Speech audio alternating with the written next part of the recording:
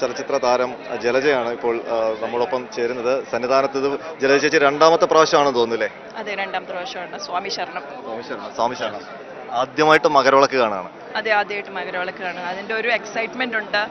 ഇത്രയും എന്താണ് ഭക്തർ വന്ന് തൊഴുതിട്ട് പോകുന്നു. ഒരു പ്രശ്നങ്ങളും ഇല്ലാതെ ഗവൺമെന്റിന്റെ ആണെങ്കിലും എന്താണ് ശ്രീജിത്ത് സാറിൻ്റെ ടീമും ദേവസ്വം ബോർഡിൻ്റെ പ്രസിഡന്റ് ഇവരെല്ലാവരുടെയും കൂടെ കോർഡിനേഷൻ വളരെ നന്നായിട്ട് തന്നെ ഞാൻ അനുഭവപ്പെട്ടിട്ടുണ്ട്, കാണുന്നുണ്ട്.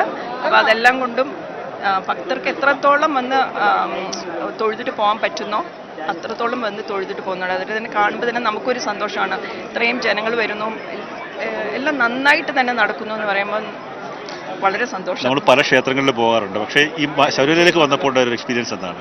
എക്സ്പീരിയൻസ് എന്ന് പറയാനായിട്ട് ഈ ഒരു ക്ഷേത്രത്തിലേക്ക് വരുമ്പം ഇതിന് ഒരു എന്താണ് ഇപ്പം 50 കഴിഞ്ഞ സ്ത്രീകൾ, 10 വയസ്സിന് മുമ്പുള്ള കുട്ടികൾ, അതൊരു ആചാരമാണ് ഇവിടുത്തെ. അപ്പോൾ ആ ആചാരം ഫോളോ ചെയ്തിട്ട് തന്നെ വരുന്നു. പിന്നെ ഈ പറഞ്ഞ പോലെ 41 ദിവസം നമ്മൾ വ്രതം എടുക്കുന്നു. ഞാൻ 41 അതിൽ കൂടുതലും വ്രതം എടുത്തിട്ടാണ് വരുന്നത്. അപ്പോൾ ആചാരങ്ങൾ നമ്മൾ നിലനിർത്തിക്കൊണ്ട് വരാനുള്ളൊരു ഓരോ അമ്പലങ്ങളുടെയും എന്താണ് രീതികളല്ലേ. അപ്പോൾ അത് വളരെ സന്തോഷപൂർവ്വം തന്നെ ചെയ്ത് വരാനുള്ള ഭാഗ്യം. പിന്നെ നടന്ന് കയറിയ വന്നത് ബുദ്ധിമുട്ടുണ്ടായി, പക്ഷെ ബുദ്ധിമുട്ടൊന്നും നമ്മൾ നോക്കുന്നില്ല. ഞങ്ങൾ കണ്ടിരുന്നു ചേച്ചി നടന്ന് കയറി വരുന്നത്. ഞങ്ങൾ പിന്നെ ശല്യം ചെയ്യേണ്ടെന്ന് വിചാരിച്ചിട്ടായിരുന്നു. ഞങ്ങൾ അവിടെ ഇടയ്ക്ക് ആ മരക്കൂട്ടത്തൊക്കെ ചേച്ചി ഇരിക്കുന്നതൊക്കെ ഞങ്ങൾ കണ്ടു. അപ്പോൾ ഞങ്ങൾക്ക് മനസ്സിലായി അല്ല, ബുദ്ധിമുട്ടുന്ന കണ്ടില്ല നിങ്ങൾ. പക്ഷെ ബുദ്ധിമുട്ടിയാലും നമുക്ക് കുഴപ്പമില്ല. ആ സമയത്ത് മല കയറുന്ന മാളികപ്പുറത്തെ ശല്യം ചെയ്യേണ്ടെന്ന് വിചാരിച്ചിട്ടാണ് ഞങ്ങളങ്ങ് പോകുന്നത്. ഇല്ല, പക്ഷെ എന്നാലും ബുദ്ധിമുട്ടായാലും കുഴപ്പമില്ല. വന്ന് ഭഗവാനെ കാണണം, നടന്ന് തന്നെ കയറി വന്ന് കാണണം എന്നുള്ള വിചാരിച്ചിട്ട് തന്നെയാണ് വന്നത്. എന്ത് പ്രശ്നം ഉണ്ടെങ്കിലും പക്ഷെ നമ്മൾ സ്ലോ ആയിട്ടേ വരുന്നുള്ളൂ. ഈ പറഞ്ഞ പോലെ ചെറുപ്പക്കാരെ പോലെ ഓടി വരാൻ പറ്റില്ല. എല്ലാ പൂജകളും, അതായത് രാവിലത്തെ പൂജകളാണേലും വൈകിട്ട് ഹരിവരാസനം പാടുന്ന എല്ലാ പൂജകളും കണ്ടു കഴിയുന്നതും. എന്താ വെച്ചാൽ 2 ദിവസം ആയല്ലോ ഞാൻ വന്നിട്ട്. അപ്പം നമ്മൾ ആർക്കും ബുദ്ധിമുട്ടാവാൻ പാടില്ല. നമ്മൾ ബാക്കിൽ തന്നെ നിന്ന് തൊഴുത് സമാധാനമായിട്ട് തൊഴുത് പോകാനുള്ള ഒരു എന്താണ് സാവകാശം കിട്ടി. അത് തന്നെ വലിയ ഭാഗ്യമാണ്. ചെറുപ്പത്തിലൊക്കെ ആഗ്രഹിച്ചിട്ടുണ്ടോ ശബരിമല വരാൻ? അതിനുള്ള സാഹചര്യം ഉണ്ടായിരുന്നു? ചെറുപ്പത്തിൽ അങ്ങനെ ഇല്ല. എന്താ വെച്ചാൽ ഞാൻ മലേഷ്യ ജനിച്ചതുകൊണ്ട് എനിക്ക് വന്നു കഴിഞ്ഞിട്ടാണ് ഇവിടുത്തെ കാര്യങ്ങളൊക്കെ അറിയുന്നത്. അപ്പോൾ അത് അച്ഛൻ വന്ന് ഞാൻ വരുമ്പോഴത്തേക്കും അച്ഛൻ എൻ്റെ അനിയത്തിമാരെയാണ് ആദ്യം കൊണ്ടുപോകണം. എനിക്ക് പറ്റിയില്ല അപ്പോഴത്തേക്കും. പക്ഷെ അപ്പോൾ അത് ഇങ്ങനെ അമ്പലങ്ങളിൽ അവരെ കൊണ്ടുപോയിട്ട് വന്നപ്പോൾ ഉള്ള അനുഭവം പറഞ്ഞു കേട്ടിട്ടുണ്ട്. പക്ഷെ അപ്പം പറഞ്ഞു ഇനി 50 വയസ്സ് കഴിയട്ടെ എന്നുള്ളതിൽ. അത് കഴിഞ്ഞപ്പോഴത്തേക്കാണ് കല്യാണം കഴിഞ്ഞിട്ട് പിന്നെ വന്ന് ഞങ്ങൾ രണ്ടുപേരും കൂടെ വന്നത്. അപ്പം അതും എൻ്റെ സിസ്റ്ററിൻ്റെ കൂടെയാണ് വന്നത്. അപ്പോൾ അത് കഴിഞ്ഞിട്ട് ഇപ്പം ഈ വരാനുള്ള ഒരു ഭാഗ്യമുണ്ടായി എന്ന് പറയുന്നത് ഒരു വലിയ, എത്ര പറഞ്ഞാലും നമുക്ക് ആ ഒരു എക്സ്പീരിയൻസ് നമുക്ക് അറിയിക്കാൻ പറ്റില്ല. ഇവിടെ വന്ന് നിൽക്കുമ്പോൾ ഉള്ള ഭഗവാനെ വിവിധ ഭാവങ്ങളിലാണല്ലോ കാണുന്നത്.